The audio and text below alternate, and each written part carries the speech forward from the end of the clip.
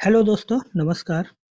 आज हम लोग क्लास 10th का चैप्टर है ट्रायंगल, उसकी एक थ्योरम डिस्कस करेंगे। थ्योरम दिया हुआ है, थ्योरम नंबर है 6.1 दिया है।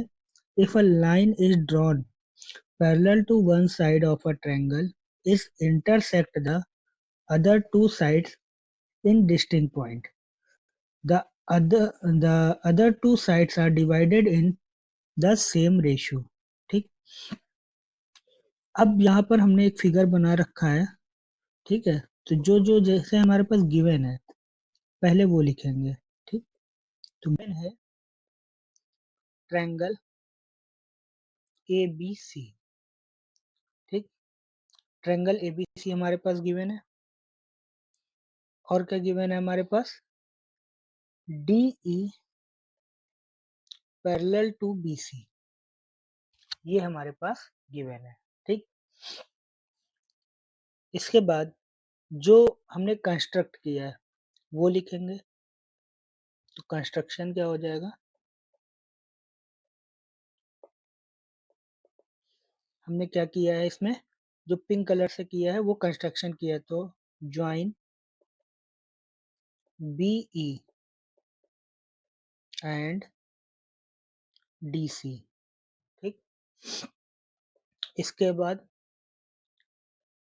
डी एम परपेंडिकुलर है ए ई पर at M, and E N perpendicular है ए डी पर एट एन। ठीक, तो जो हमारे पास कंस्ट्रक्शन होता है वो लिखना होता है, जो गिवन है वो लिखना होता है। इसके बाद हमें प्रूफ क्या करना है वो लिखना है। तो टू प्रूफ क्या करना है हमें, A D upon D B बराबर ए ई अपॉन ई सी, ये हमें प्रूफ करना है। तो अब हम लोग आगे बढ़ते हैं, इसकी प्रूविंग देखते हैं। तो अब प्रूफ स्टार्ट होगा हमारा। प्रूफ क्या करेंगे देखिए, सबसे पहले हम दो ट्रायंगल ले लेते हैं। यहाँ पे एक ट्रायंगल ए डी ई ले लेते हैं और एक ट्रायंगल डी ई बी ले लेते हैं। ठीक, दो ट्रायंगल ले लेते हैं। देखिए, पहले in triangle A D E. ठीक, ए डी ई की बात करें तो अगर हम बेस ए डी को ले लेते हैं, ठीक, तो सबसे पहले area of triangle A D E बराबर 1/2। बेस अगर हम ए डी को लेंगे तो परपेंडिकुलर लाइन हमारी क्या हो जाएगी, ई एन। ठीक, इसके बाद इसी तरीके से अगर हम लिखें इन ट्रायंगल, जो दूसरा ट्रायंगल है डी बी ई। ठीक, इसकी बात करते हैं बी डी। ठीक, इसमें क्या करेंगे, देखिए बी डी एक ट्रायंगल है, तो इसको हम देखो एक कंस्ट्रक्ट करते हैं पहले। जैसे ये ट्रायंगल बना हुआ है, अब इसका बेस है बी डी, मान लेते हैं बेस हम बी डी ले रहे हैं। तो इसकी हमें एरिया निकालना है, तो इसका हाइट चाहिए होगा। तो हाइट के लिए हमें क्या करना होता है, अगर हम बी डी लाइन को आगे एक्सटेंड कर दें और इससे परपेंडिकुलर लाइन ड्रॉ कर दें, तो ये लाइन अगर जो मिली है एच, ये इस ट्रायंगल के लिए हाइट का काम करेगी। ये हम लोगों ने पिछली क्लासों में पढ़ा है।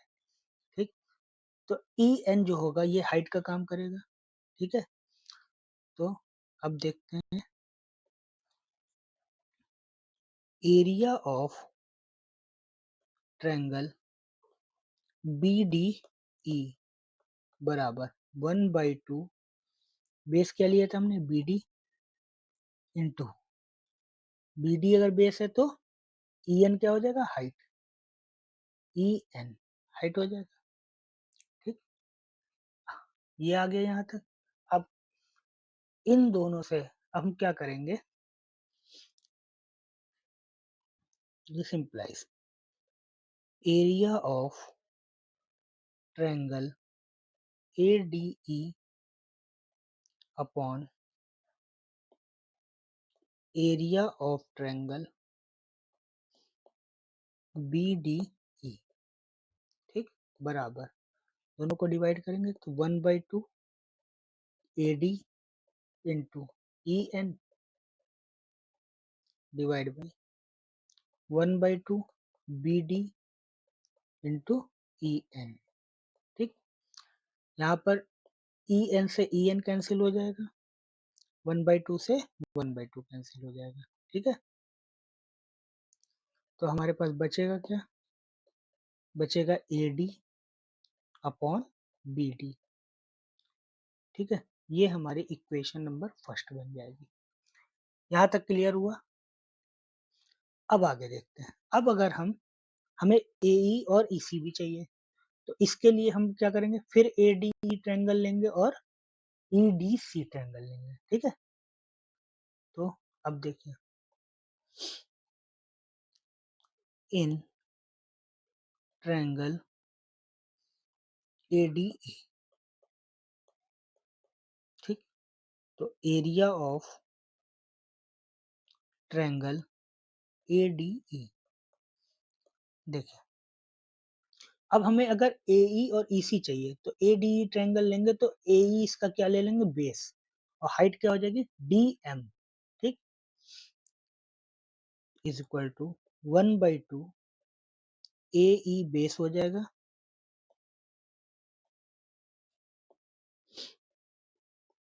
इंटू, देखिए AE बेस हो रहा है तो DM क्या हो जाएगी, हाइट 90 डिग्री है तो DM इसकी हाइट हो जाएगी।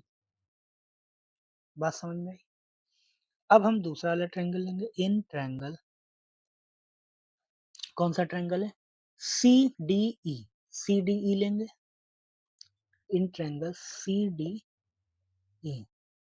तो एरिया ऑफ ट्रायंगल CDE बराबर 1/2, अब इसमें हम बेस क्या लेंगे, देखिए बेस हम अगर CE ले लेते हैं, CE को बेस ले लेते हैं तो हाइट हमारा क्या रहेगा, DM ही रहेगा, ठीक। CE मल्टीप्लाई DM, बात समझ में आई। CM को बेस लिया और DM क्या हो जाएगा, ये हाइट हो जाएगी, CE मल्टीप्लाई DM। अब दोनों इक्वेशन मिली हमें, यहाँ क्या करेंगे, therefore area of triangle ADE बटे एरिया ऑफ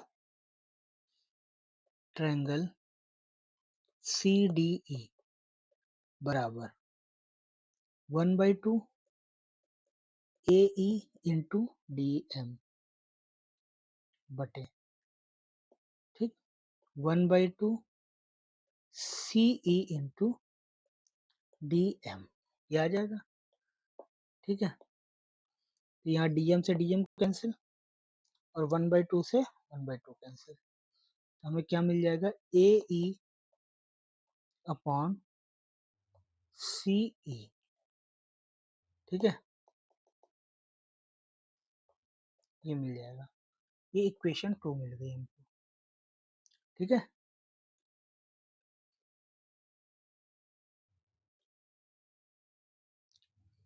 अब यहाँ तक समझ में आ गया। अब हम क्या करेंगे, हमें दो इक्वेशन मिल गई, ट्रायंगल ADE का एरिया और एरिया ऑफ ट्रायंगल BDE का, ठीक, दोनों इक्वेशन मिल गई। अब हम लोगों ने एक थ्योरम पढ़ी है, कौन सी थ्योरम, यहाँ पे साइड में थ्योरम डिस्कस कर लेते हैं फिर उसके बाद आगे बढ़ते हैं। थ्योरम ये पढ़ी है कि अगर कोई भी दो पैरेलल लाइन है, ठीक, इसका बेस अगर हम AB ले लेते हैं, एक बेस है, ठीक है, इस AB बेस पर ये L लाइन है और ये M लाइन है, L पैरेलल है M। AB बेस पर अगर कोई दो ट्रायंगल बनाए जाए, जैसे मान लो एक ट्रायंगल हमने ये बनाया ए बी बेस पर एल लाइन से जुड़ता हुआ, और एक दूसरा ट्रायंगल मिला दें ये ए बी सी, और एक मिलकर बन गया ए बी सी ट्रायंगल, और एक बन गया ट्रायंगल ए बी डी। दो पैरेलल लाइन पे सेम बेस पे दो ट्रायंगल अगर बनाए जाते हैं तो दोनों का एरिया क्या होता है, बराबर होता है।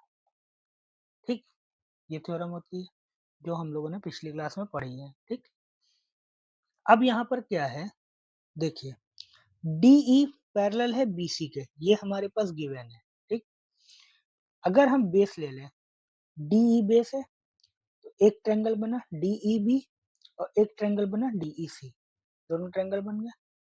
तो अब हम यहाँ पर लिखेंगे क्या, देखिए यहाँ पे हमें लिखना पड़ेगा, ये चीज तो हमने समझाने के लिए बता दी, यहाँ हमें लिखना पड़ेगा। देखिए यहाँ लिखना है हमें ट्रायंगल, कौन सा ट्रायंगल है हमारे पास, BDE, triangle BDE and triangle दूसरा है CED, CED, CED are on the same base, दोनों क्या है, सेम बेस पर है। सेम बेस, कौन सा सेम बेस है, DE। ठीक, and between the same parallel line, parallel line, कौन सी पैरेलल लाइन है, BC और DE, जो हमारे पास गिवन था, BC एंड DE। यहाँ तक समझ में आया, ये थ्योरम समझ में आ गई पूरी। अब तो हम क्या लिखेंगे, area of triangle BDE, BDE is equal to area of triangle CDE। ये इक्वेशन थर्ड बन गई। यहाँ तक समझ में आया। अब तीनों इक्वेशन का हम यूज करते हैं। ठीक है, देखिए तो दिस इम्प्लाइज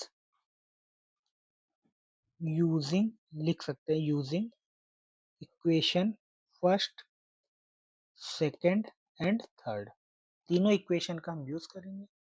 अब देखिए यहाँ पर जब ये लिख देते हैं line using equation first second and third और दिस इम्प्लाइज का साइन लगा दिया, अब हमें कुछ डिटेल लिखने की जरूरत नहीं है, डायरेक्ट हम क्या लिखेंगे, AD upon BD, AD upon BD, AD upon BD is equal to AE upon CE, AE upon CE, यही हमको प्रूफ करना था। प्रूफ क्लियर, ये हमारी पूरी थ्योरम थी जो हमने पूरा एक्सप्लेन किया। ठीक है, तो ये पूरी थ्योरम है जिसे हमें एक्सप्लेन कर दिया है, आपको समझ में आया होगा। वीडियो अगर पसंद आया तो लाइक करें, शेयर करें, चैनल को सब्सक्राइब करें। मिलते हैं अगले वीडियो में नई थ्योरम के साथ, तब तक के लिए धन्यवाद।